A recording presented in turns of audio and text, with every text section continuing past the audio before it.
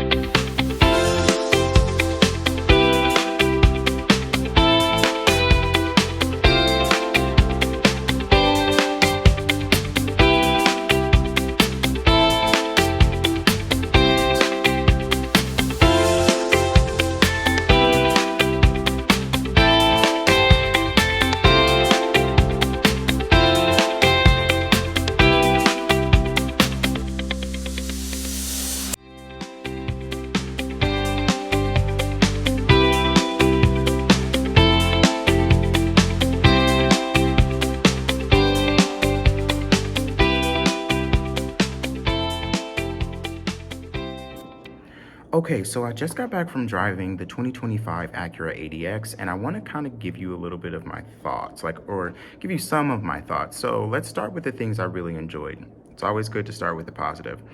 I really enjoyed the exterior design. Like I've stated before, it really gives me small MDX, baby RDX vibes, and that's something that I can definitely appreciate. Next up is going to be the amount of cargo space in the rear. Yes, if you get the Bang & Olufsen sound system, that subwoofer in the back definitely kind of juts out a little bit. However, the cargo space back there was very useful. If you're coming from a sedan or something smaller, you definitely find that the space in the back in that cargo section is definitely adequate. As we're talking about space, or sense rather, the rear leg room, I found it to be very comfortable. I had adequate leg room, and that armrest really made it very comfortable back there.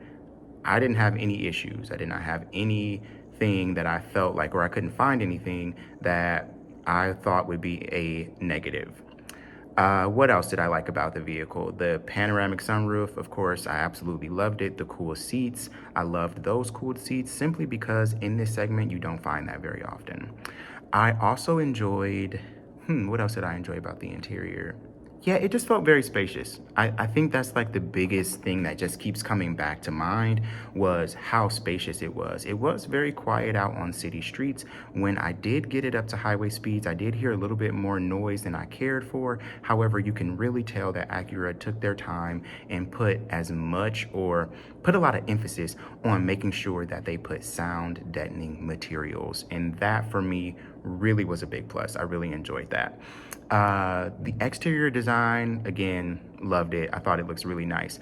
I would recommend that if you're gonna get this, that you get that rear spoiler that goes across the back, the rear cargo hatch, simply because it definitely breaks it up a little bit and it gives it its own flair. Because I will say, I did see a little bit of HRV kind of design language, if you will, in that area. And so I would recommend that you go ahead and you get that because it definitely breaks things up.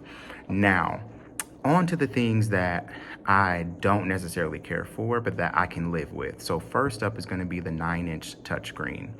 Don't necessarily care for it. I think a 10.25 or a 12-inch screen would have been better. Of course, that probably would have driven up the cost, but when you really think about it, how much more would it have been? I don't know, and you all don't know, but maybe you all do, so just let me know. But I think that was something that really was a downer for me. Now, I will say I did adjust relatively quickly to that smaller 9-inch screen. When I got in there, I noticed it was small, but by the time I started driving and actually touching it and moving things around, it really didn't bother me that much. The next thing that I really found to be like, why? No heads-up display. Now, you can get a heads-up display on the Integra, but you can't get it on the ADX. Something about that is just not really sitting right with me.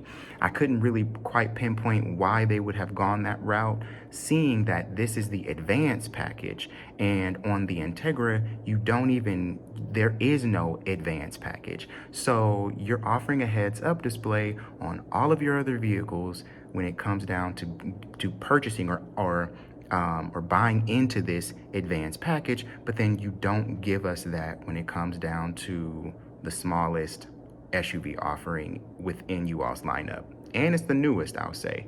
So that for me was a little off-putting.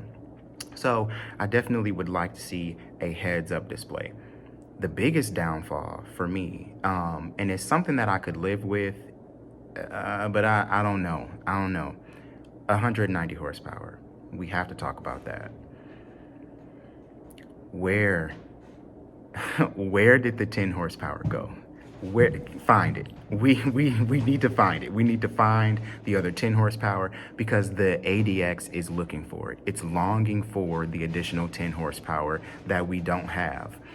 When you take this thing up a steep hill or just up a hill in general, it sounds like it's dying, okay? It's really having a hard time keeping up here. We need that extra 10 pound, that extra 10, I almost said pound-feet of torque. We need that extra horsepower. We need those extra 10 ponies. Now, the all-wheel drive system is something that I also don't love, but I can live with it. It's not super handling all-wheel drive, but if you really want to think about it, the RDX from, let me get the years right, 2013 to 2017 or 2018, I want to say, did not have super handling all-wheel drive.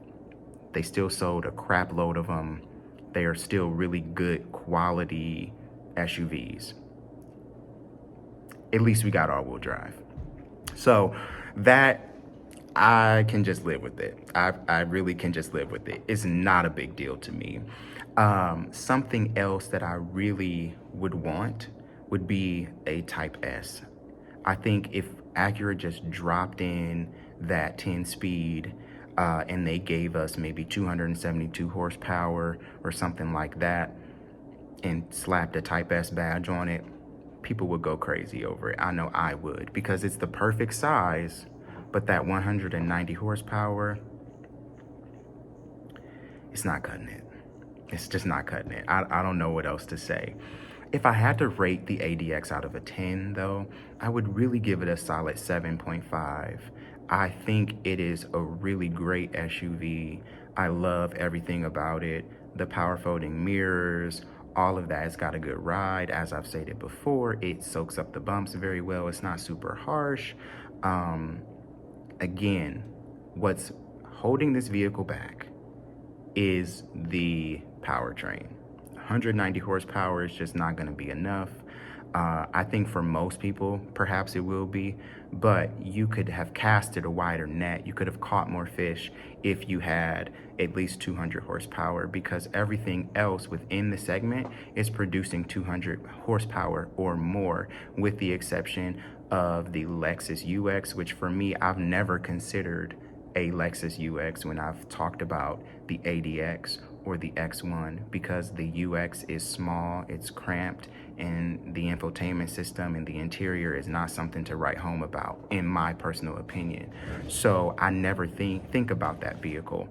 But when I think about the Q3, I think about the X1, I think about the GLA, the GLB. Yeah, all of those vehicles are faster, and they do cost more, but they're also faster.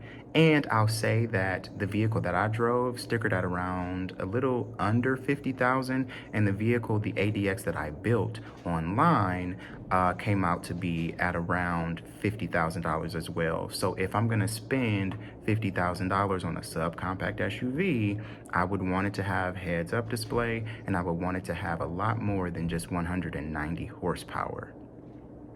These are just my thoughts. I'm trying to think if there's anything else that I would like to mention. I don't think so at this current time. I really enjoyed the ADX. I was really rooting for this vehicle. It's something that I talk to my sales rep at Acura about all the time, because I feel like we really needed this vehicle. Because people were walking away from the brand in general because they're like, I don't need an MDX. The RDX is a dinosaur, and I don't need that much room either, but I still want to sit up high. I still want an SUV, and Acura didn't have anything to sell them. So I'm really happy that this vehicle is here. However, I think just like I thought with the 2013, the first generation of ILX, that vehicle came out with 150 horsepower, and it was completely underpowered. And Acura did not give it a power bump until its mid-cycle refresh, which came in 2016 when they dropped in the 2.4 liter from the TLX into that vehicle, and it produced 201 horsepower. That's when people really started picking them up a little bit more. And I think that's what's gonna happen. That's true with Acura. They really like to play it safe on the first go round, and depending on how that goes, when it's time for a mid-cycle refresh, they tend to bump it up and give us what we really want. So I'm hoping that is the case, but I'm hoping also that a refresh or a Type S variant comes sooner rather than later, because in this market, you really can't afford to play it safe, because people will go elsewhere and spend their dollars, their hard-earned dollars, somewhere else. So with that being said, y'all, I hope you have enjoyed this video. If you have, don't forget to hit subscribe, like, comment, do all of the things, and share this video as well. And with that being said, I'll catch you on the next video. Peace.